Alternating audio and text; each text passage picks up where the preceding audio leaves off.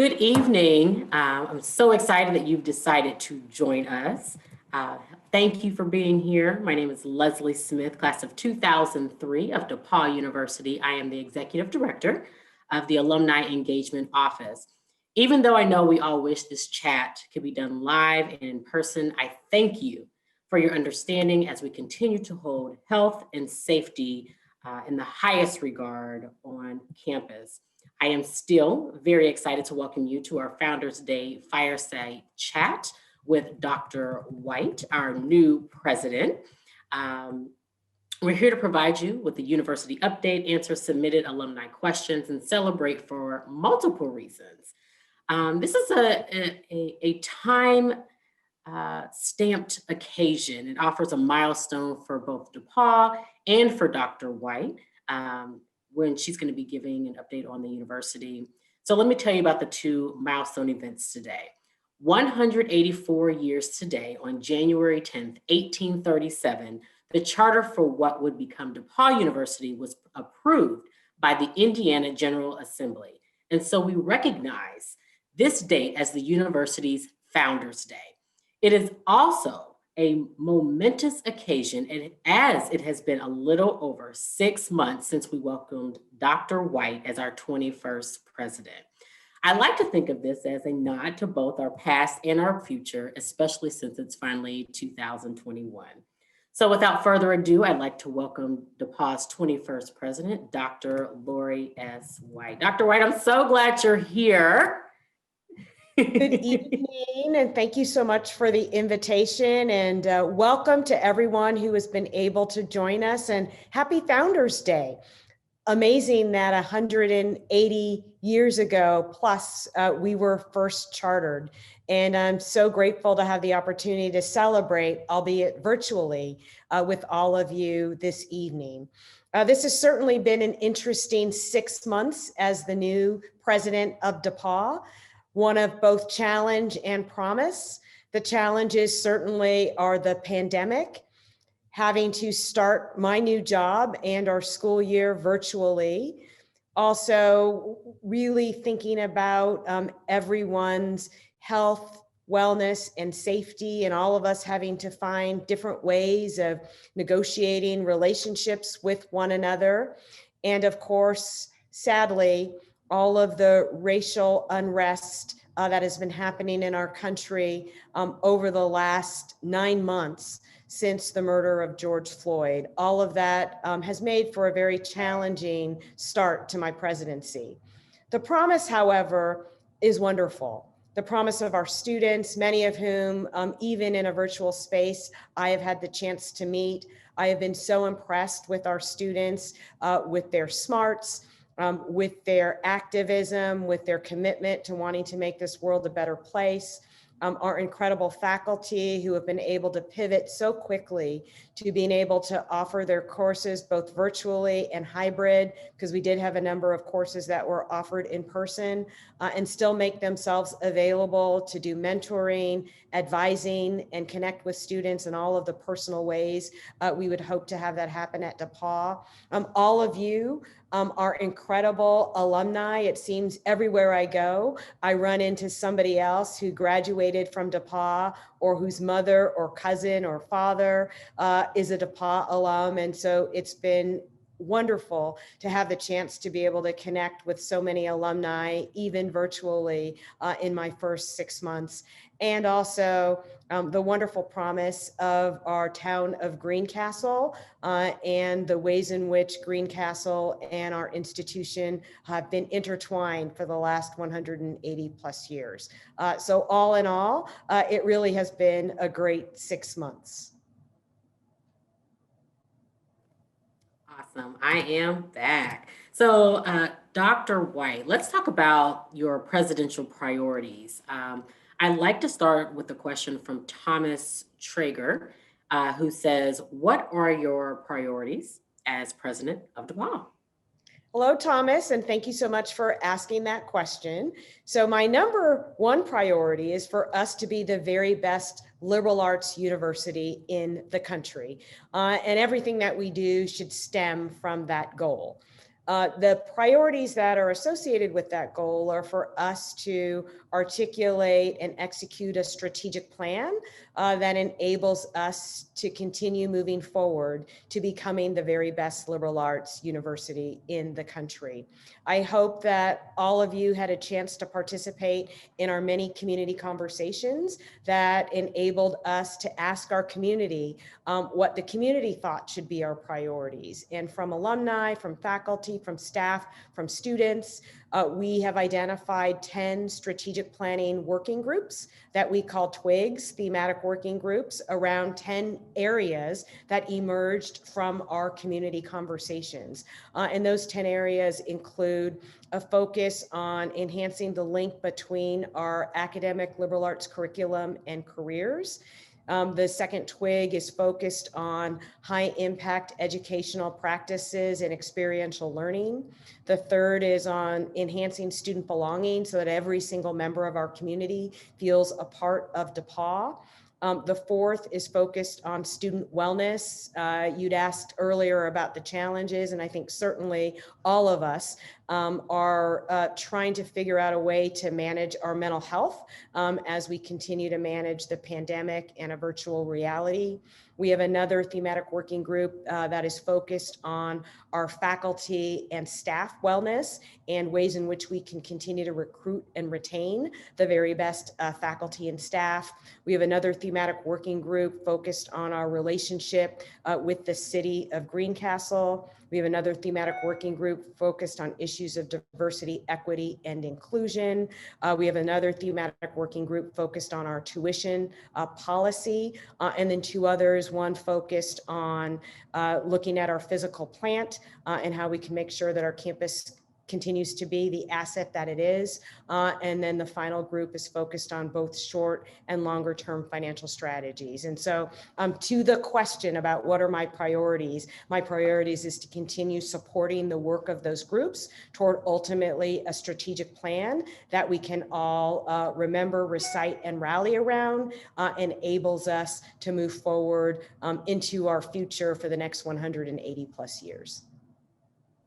Awesome. I know that I'm participating in the Diversity, Equity, and Inclusion TWIG with Dr. Kim and Professor Bridget Gorley, and they are just doing an amazing job in getting us rounded up. So I appreciate the opportunity to be able to participate, and the process is going extremely well. So I'm going to take a pivot. What do you most enjoy about DePauw? Like, what is your favorite thing? Well, my favorite thing about DePauw is our students. And I'm able to walk to work most days. I do go into my office and want to assure everybody we're masked up, we're socially distant.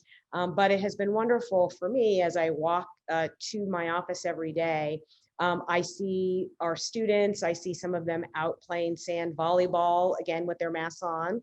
I see others walking back and forth to class, and it really has enabled me to informally get to know our students who studied here on campus residentially in the fall. I've also been able to zoom in to a number of our virtual classes and have gotten to know students in that way. And a number of students have asked me to be interviewed either on the radio, as part of an article they're writing for the DePauw, or as part of a class project. So my absolute favorite part of DePauw is our students, hands down.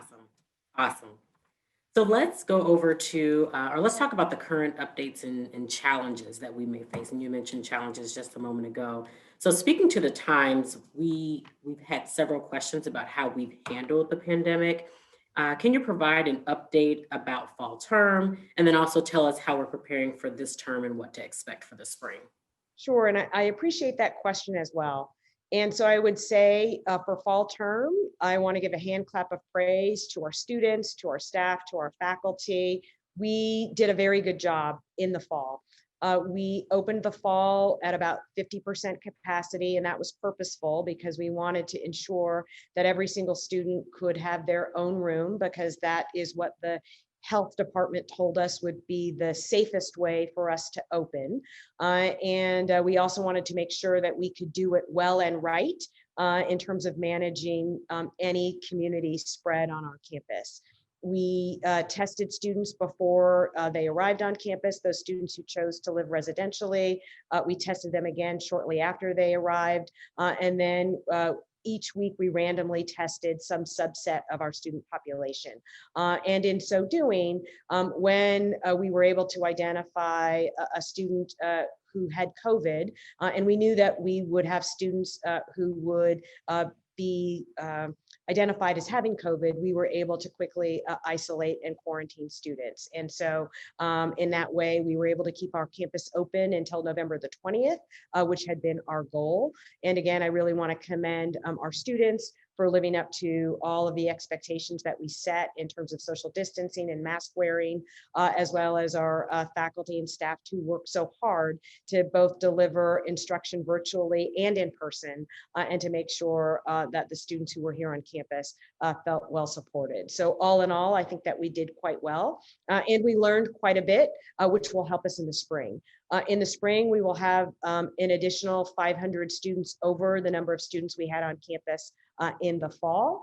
And we also heard from our students that they want to make sure that they have a more robust social life, even understanding the restrictions that we need to have for social distancing and masking. And so we will be working with our student academic life team, as well as with our students, to make sure that we can have a much more robust sense of social life in the spring, because that is certainly something that students love about the DePauw experience, and alums too, and want to make sure that students are still able to have some semblance of a social life. We also plan at this point to have winter sports. And we are planning also for spring sports. Both will look differently than they have traditionally, but we're really committed to making sure that our athletes have some level of competition, even if it's not the same length of season that we might typically have in the winter and in the spring. Awesome. I know that being a deposit, I commend them. They've done an amazing job. They've been great. Social distancing and trying to figure out the social life. I know my social life is pretty much non-existent with the exception of my two kids. But they've just done an amazing job. Question on Greek life, like Yeah. how are we moving forward with the Greek life as part of the social life dynamics in the spring? I'm glad you asked me about Greek life. I was talking to some prospective students, and they asked me what I thought was unique about DePauw. And of course, I talked about our small classes, the ability to get close personal attention from faculty members, mentorship, all of the co-curricular opportunities that we have. And then I also said that of all of the liberal arts institutions of which I am most familiar, we are one of the few that has a very large Greek system, and that is a distinctive and unique aspect of DePauw, as well as, of course, having two Alpha chapters, Alpha Chi Omega and Kappa Alpha Theta. So, yay to the Alpha Chi's and yay to the Thetas. And that is a wonderful traditional aspect of our university experience. And I certainly wanted prospective students to understand that. And so for the spring, a couple of things. Clearly, recruitment is looking a little bit different. We're going to have to do much of that virtually, though there will still be some opportunity for some smaller social gatherings. And for folks who are concerned about how does virtual recruitment work, all I can say is that my chapter from UC Berkeley, Lambda chapter of Sigma Kappa, did virtual recruitment, which they shared with alums. So it was great for us to be able to peek in about how they did house tours, how they did preference, and it worked successfully for those universities that did recruitment in the fall. And so I'm pretty confident that we're going to be able to offer still a fairly robust recruitment experience, even though it will be hybrid. Some will be virtual and some will be smaller social gatherings. And so stay tuned. I'm sure I'll have an update after recruitment is over, but want our Greek alumni to know that Greek life is alive and well still at DePauw. That's awesome. That's awesome. As a fellow Greek student, now a Yes. Greek alum, I do appreciate the fact that DePauw is still, encouraging the Greek life, and it was such an important part of my life at DePaul. Absolutely. So, I also want um, to say, Leslie, before we leave yeah, the question about Greek life, yeah, is feel really good about the partnership that we have with our Greek housing corporation boards. It has certainly been a challenge for our Greek houses because they were not able to fill their beds to capacity in the fall. And feel really good that we are the only university that I know of that provided financial support for our Greek houses, understanding that they were going to take a financial loss by not being able to fill all of their beds. I'm glad you mentioned that. Thank you so much. And one other thing about the students, I know that 2020 was challenging and for everyone, but especially our students. So how have we been supporting them with mental health? My heart breaks for young people right now. They have had to forego so much of what is a traditional rite of passage. So for our students who graduated last spring, they missed out on their commencement. For students who were first year students last year, they only got through not even 3/4 of their first year before they had to leave campus. For students who are first year students this year, whether they chose to come on campus residentially or whether they're living virtually or studying and learning virtually, it certainly is not the same experience for them. And so we're doing the best that we know how to do in a virtual space to reach out to our students, to check in on them, to let them know that mental health resources are still available to them, that the services of our chaplain's office and religious life are still available to them, that all of their faculty members and advisors are still available to them. And so, but that doesn't mean that I'm not worried about students falling through the cracks, and that I'm not worried about students who may not know exactly how to express what it is that they're feeling right now. And so I encourage every one of us who knows a young person to do whatever it is that we can to check in on them, to know that we care about them, to affirm how it is that they're feeling, and to let them know that there are better days ahead, that, there are better days ahead. Absolutely, absolutely. Thank you so much for that. So we had another question from an Sure. alumna. Her name is Kathleen LaPrant. And Kathleen, please, I apologize if I mispronounced your last name. But how, as industry professionals, can alumni assist the university right now? Kathleen, thank you so much for that question, because your question really is about what can alumni do to help support both our students and the university as a whole. And certainly in supporting the university as a whole, you're supporting our students. So let me talk about a few things that you all can do. On the industry perspective, one is that identify internships that you might have in your company or in the companies of the friends that you know in your network, and make sure that we know about those so that we can let our students know that your company or companies in your networks have internships for students. We know that research shows that a student that does an internship is much better prepared for life after they graduate than students who do not. And that's something that I hope that we can guarantee for every single one of our students, that they'll be able to have an internship, at least one, before they graduate from DePauw. So that's certainly a way that you can help and assist us. Also, many students don't really know exactly what it is that they want to do. And so alumni continuing to be available to our students to have those informal conversations about your career trajectory. I think young people believe that there's a direct correlation between what you study and the job and career that you end up pursuing. And for most of us, it's a much more circuitous route. I majored in English and psychology, and I'm a college president. And that's not exactly a direct line. And I think that's true for most of us. And making yourself available, I think, to help relieve the pressure for many students who feel like I have to know what I want to do right now, and let them know that life has a wonderful way of working out for all of us. But to make yourself available for those conversations are really important as well. You can also help us, and there's a question that I know will come up about recruiting prospective students, and so you can help us with that. You can proudly wear your old gold and black like I do almost every day, and like Leslie is doing as well, and let prospective students know about the wonderful experience that I hope that each of you had at DePaul. You can identify for us students that we can reach out to. I always tell everybody on campus, the recruitment of our next class of students is everyone's responsibility. And so if there's a particular student that you want me to reach out to personally, I'm happy to do that. I just did that the other day for a student from St. Louis, which is where I lived, of course, before coming to DePaul, who is a lacrosse player. He's actually a 3-sport athlete, and talked to him about encouraging him to think seriously about coming to DePaul. I'm happy to have those personal conversations with students, but please help us identify prospective students and talk to them about your own DePaul experience, what made you choose DePaul, how you think DePaul has been helpful in making you successful in life. That's the best way to advertise our university and to get folks excited about the possibility of becoming a DePaul Tiger. So those are some of the things that you can do. Awesome.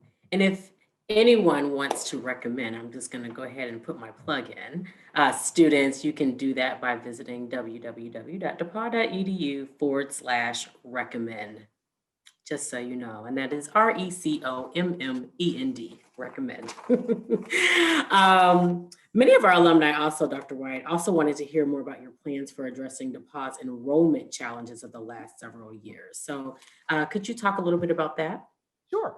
So I'd like to say enrollment challenge is going to be the case not only for DePaul, but for all colleges and universities as we look toward the future. You may have heard me and others talk about the enrollment cliff. And what that means is by 2025, at least that's projected, there will be fewer traditional 18 to 22-year-old students across the country for all of the 4,000 or so universities to choose from, which doesn't mean that we shouldn't and won't and will be doubling down on recruiting students to DePaul, but just wanted to give folks a sense of the competitive landscape in which we need to operate. And so our challenge at DePaul really is not necessarily about admitting students and getting students to apply to the university. Our challenge is actually yielding the students who apply. And the best way for us to yield future students is for us to make sure that we have an incredible student experience such that our current students are positive about the experiences that they're having here, such that they want to make sure that they can positively recommend DePaul to a student who might be deciding between DePaul and another institution on campus. And so part of our strategic plan is to enhance the ways in which we make sure that every single student feels connected to the institution, feels that they're able to belong at DePaul, feels that they're able to take full advantage of the wide array of co-curricular and curricular offerings that we have here. So that is really, really an important part of our ability to recruit the next class of students. Certainly we have to look at financial aid and making it possible for a student to choose DePaul because it's the best place for them and not choosing because they feel like they can't afford it or because we haven't offered them enough in the way of financial support. And so certainly when we launch our next campaign, as we did in our past campaign, we'll make sure that one of our priorities is to raise additional money for financial aid and scholarships. I think that's important as well. And then thirdly, it's also important that our curriculum reflect the interests of this generation of students. We will always be a liberal arts college. That is really important. And I think every single one of our alumni, at least those that I've had the chance to connect with, will say that it's their liberal arts experience at DePauw in its totality that has made you and all of the alums with whom I've had the chance to speak successful. So we're always going to be a liberal arts college, and we also want to make sure that our curriculum reflects the interest of current students. They're interested in technology, they're interested in business, they're interested in innovation. And so we need to make sure that our curriculum also reflects that as well. And so part of our strategic plan is to think about, are there additional fields around which we should create new majors, an opportunity for students to get certificates, or an opportunity for students to get that experience that will also enable them to think, if I choose DePauw, I get a liberal arts education and I get a focus on this particular career area of interest to me. Now, you had mentioned just 2 points ago about raising funds Yes. for financial aid, different scholarships, making it more affordable for additional students to get here. How can alumni help in that effort? Well, you can always open up your checkbook. Well, tell me more about that. No. Well, we always use the phrase, give us your time, your treasures, and your talents. And so as alumni, we hope that in whatever way that you can, that you contribute back to your alma mater with your time. When we ask you to meet with a prospective student, when we ask you to be on a panel, that you would create time and space for that. If you've got particular talents that we can take advantage of, we ask that you contribute back that to your alma mater. And we know that folks have lots of causes to which they give and lots of philanthropic areas that they support. And we hope that DePauw is at least in your top 3. And so I always think about this when I contribute to my alma maters and the institutions where I have worked. I have been given so much. And because folks invested in me and invested in my ability to get a college education, I feel obligated and committed to paying it forward. And I hope that you feel the same. Shifting gears a little bit, we've had several questions about the recent FIRE survey and student free speech. And just for those that may not know what FIRE is, it's the Foundation for Individual Rights and Education. So could you talk a little bit about the recent survey and how DePauw ranked in that and just student free speech in general on DePauw's campus? Sure, it's a really important question, a really timely question. And so let me provide a little bit of context about FIRE, and then I'll talk about the particular survey. So Leslie, as you said, FIRE is a foundation that focuses on elevating issues of free speech on college campuses to make sure that college campuses are places where free speech is supported and is valued. And they did a recent survey, and there are 4,000 at least colleges and universities across the country, and FIRE surveyed 55 of them. And it isn't clear why those particular 55 were chosen, but DePauw was actually the only liberal arts college that was chosen of the 55 institutions that FIRE surveyed. And then they asked students a series of questions related to their perspective on free speech on campus. And I really encourage folks to read beyond the headlines, because the headlines would say that of the 55 institutions that were surveyed, we were number 55 on this particular survey.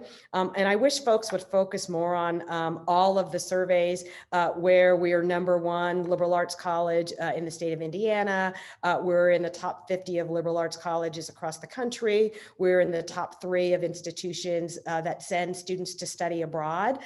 Yet folks have focused so much on being 55 of 4,000 on free speech. However, what's really important is to look at the qualitative responses that the students on our campus who were surveyed, and it was very few students who were actually surveyed. I don't know the exact number, but it was less than probably 25 or 30. And it is the case that the students who were surveyed on our campus said that they felt like DePauw was not a place where they could be what I would call their full authentic selves. And it wasn't just conservative students, and it wasn't just liberal students. It was students across the board who felt that they could not, if I'm a Republican student, that I couldn't tell the rest of the campus community that I was a Republican. If I was an LGBTQIA student, so a student who identified as a lesbian, gay, transsexual, etc., didn't feel like they could be their full authentic self, or if I was an African-American student, if I was a student from a less than well-off background. And so that's really what concerns me, is we should be a campus where every single student who is a part of our campus community feels like they can be who they are, that they can speak their mind in a class, whether they have a liberal viewpoint, a conservative viewpoint, or whatever their perspective might be. And so I certainly want to spend time talking with our students, talking with our faculty members about how we can make sure that our campus is one in which all of our students feel valued.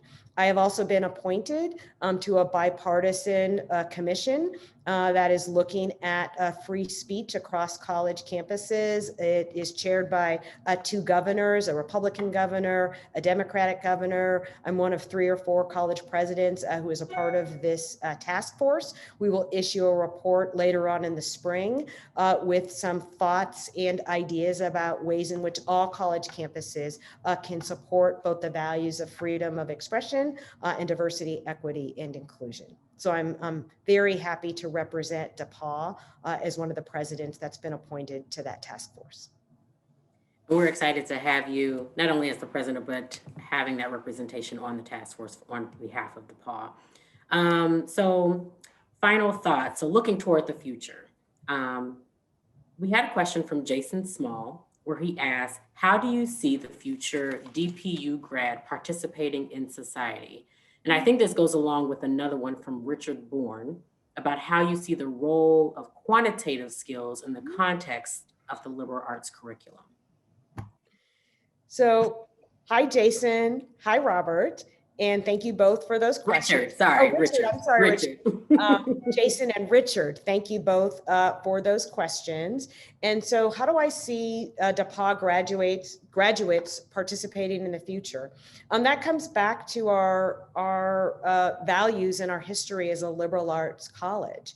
A liberal arts college, in my opinion, educates its students to look at the human condition through the lens of history, the humanities, the arts, through music, philosophy, and to ask critical questions and determine how it is you're going to take all of what you've learned in your liberal arts education and make this world a better place, regardless of the industry in which you decide to spend your career.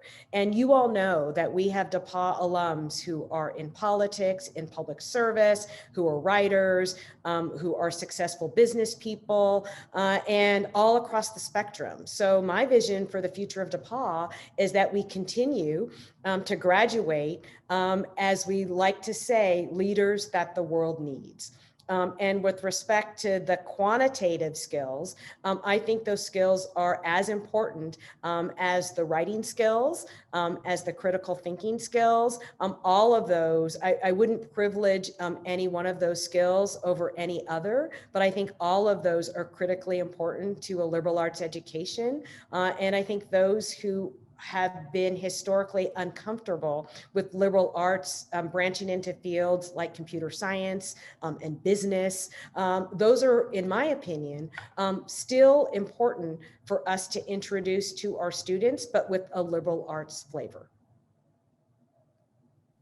Awesome. Well, that is the end of our pre-submitted questions. I do thank everyone for sharing your questions, your concerns, your feedback, all of the things. And Dr. White, I just want to say thank you so much for you being here. Closing remarks, I'm going to hand that over to you if there's anything else that you'd like to share with our alumni. Well, what I'd like to share is I continue to be both excited and humbled and honored to be the 21st president of DePaul, our great university, and I look forward to the day where I am more than just a box on the screen to you, and we actually have the chance to meet in person. But until then, please know that I am ever available to each and every one of you. If there's something in particular that you would like to talk with me about, if you've got a particular idea that you want me to know something about, and or if you want to give me one of those great phone calls and say, guess what, I'm going to write you a big old check. So any of the above, I would love to hear from you. And thank you again for being such dedicated and committed alumni. We've got the best alumni anywhere in the world. Let's go Tigers. Absolutely. Thank you again, Dr. White, for being here, for sharing what's going on, what's to come. We just can't wait for the additional opportunities to engage with you, with your family, and just bringing the entire DePaul campus together, faculty, staff, students, and our alumni. And to our alumni, thank you so much for joining us this evening, and be on the lookout for further events from the Alumni Engagement Office. Have a great evening and Happy New Year. Stay well. Happy New Year, everyone. Happy New Year. Bye-bye.